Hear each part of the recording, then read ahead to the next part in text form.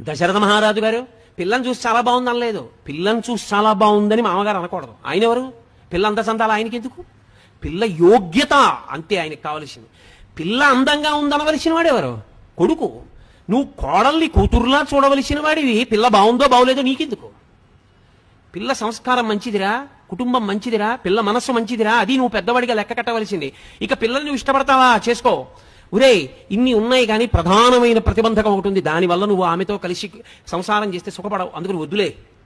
మనోకోణంలో తీర్పు చెప్తాడు తప్ప శరీరగతమైన అందం మామగారికి ఎందుకు? దోషభూయిష్టం. అసలు మామగారు పెళ్లి చూపులకు వెళ్ళి ఆ పిల్ల బాగుంది, ఆ పిల్ల అంగుళం పొడుగ్గా ఉంది, ఆ పిల్ల తెల్లగా ఉంది, నీకెందుకు అవన్నీ? నీ కోడలా ఎవరనుకుంటున్నావు? మహాపాతకం మూట కట్టుకోక్కల్లా నీకెందుకు ఆమె అందచందాలు? నీ కొడుకుని అడుగు, ఎవరా నీకు నచ్చిందా? ఆ నాన్నగారండి నాకు చాలా నచ్చిందండి, శాబాష్, పూర్ణం చేసుకో. నువ్వు సంస్కారం చూడు, అందచందాలు నీ కొడుకు చూడాలి.